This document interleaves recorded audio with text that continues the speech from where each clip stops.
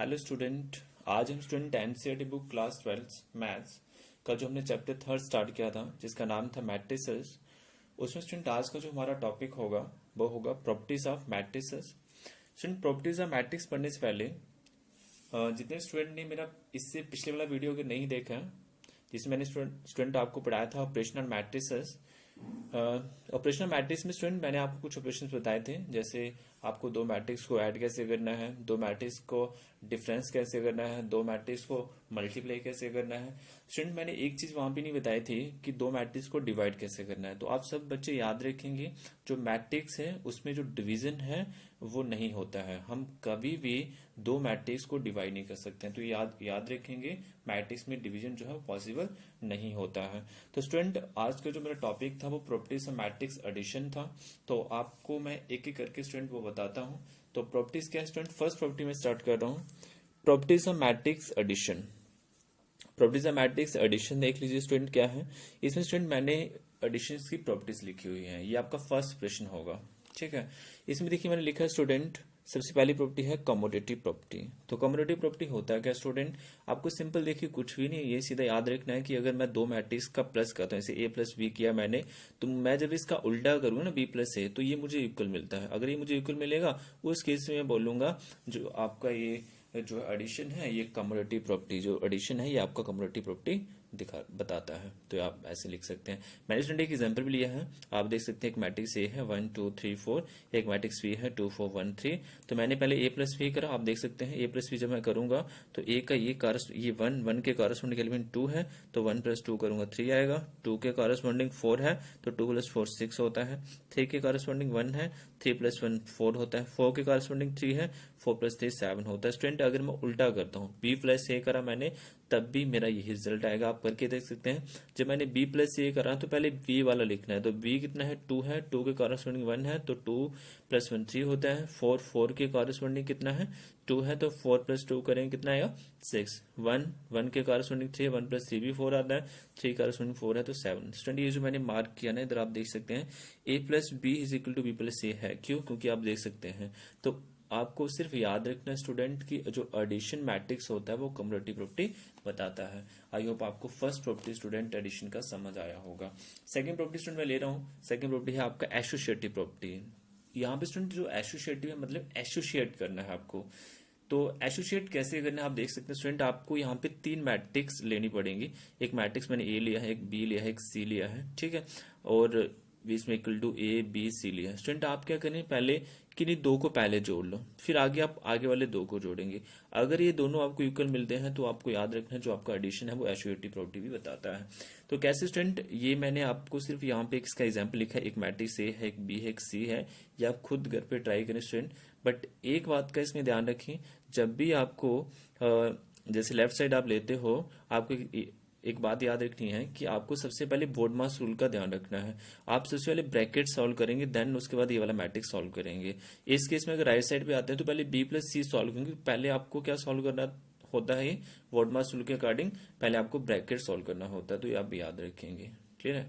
तो second property का मैंने इसे एग्जांपल दिया है स्टूडेंट, ये आप याद रखें एसोसिएटिव प्रॉपर्टी क्या होता है, काफी इजी है। थर्ड मैंने इसमें स्टूडेंट प्रॉपर्टी लिया है एडिशन में ही, थर्ड में लिया है डिस्ट्रीब्यूटिव प्रॉपर्टी।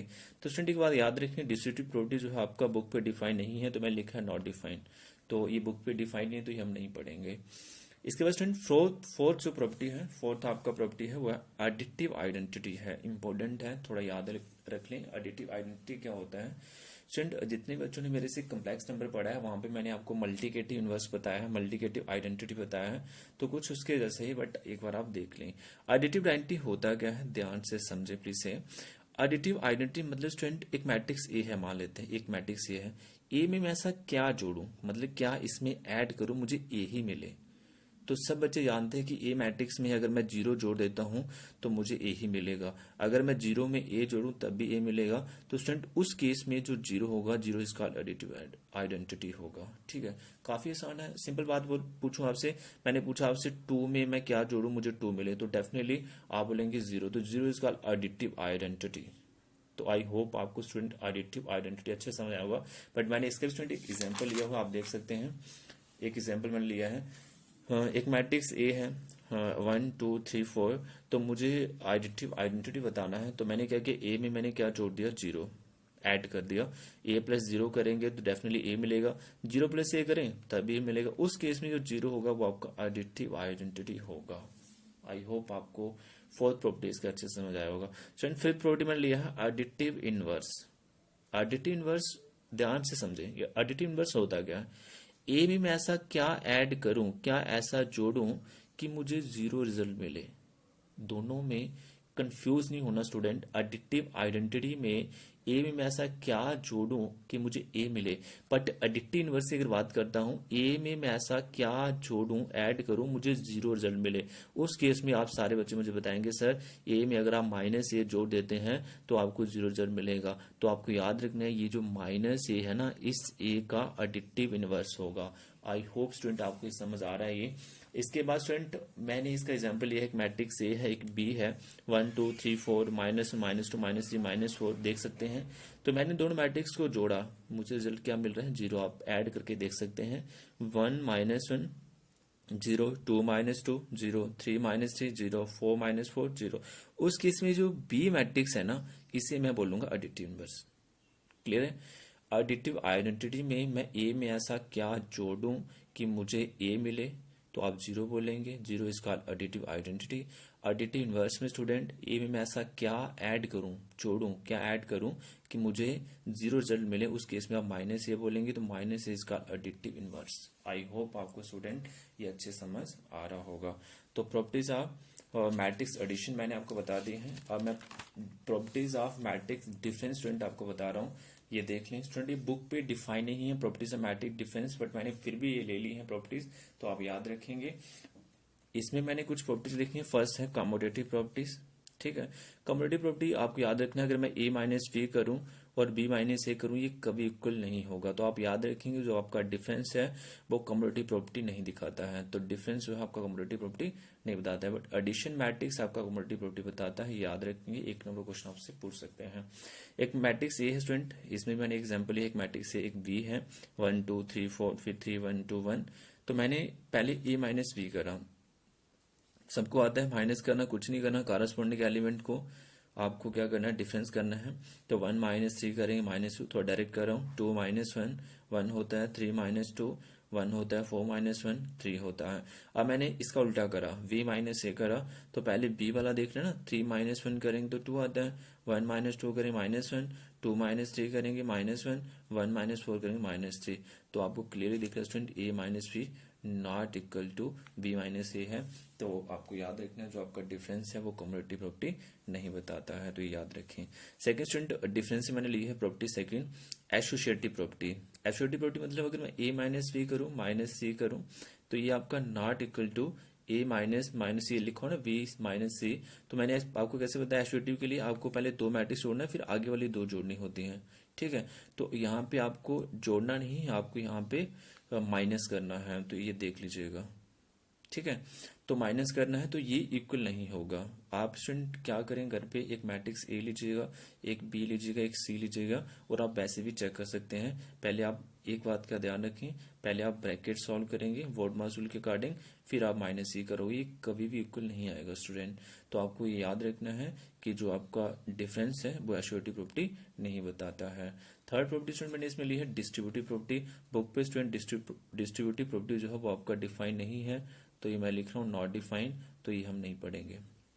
उसके स्टूडेंट जैसे मैंने एडिटिव आइडेंटिटी पढ़ाया, इसमें भी मैंने एक चीज लिखा है, सब्ट्रैक्टिव आइडेंटिटी क्या होता है। सब्ट्रैक्टिव आइडेंटिटी मतलब अगर मैं a -0 करूं और 0 -a करूं, क्या इक्वल है, ये कभी इक्वल नहीं होगा। आप देख सकते हैं a -0 और 0 -a कैसे इक्वल है, क्योंकि ये तो माइनस से रिजल्ट देगा ना, तो ये सब्ट्रैक्टिव आइडेंटिटीज नहीं बताता है, तो ये ध्यान रखिएगा। ये बुक पे डिफाइन नहीं है, फिर भी हम पढ़ रहे हैं इनको, तो प्लीज आप अच्छे से इसको पढ़ें। इसके बाद स्टूडेंट फिफ्थ मैंने इसमें लिया है एडिटिव इनवर्स क्या होता है। ठीक है, यहाँ तो इसे आप सब्ट्रैक्टिव इनवर्स बोल सकते हैं। ठीक है, मैंने एडिटिव इनवर्स लिख दिया है।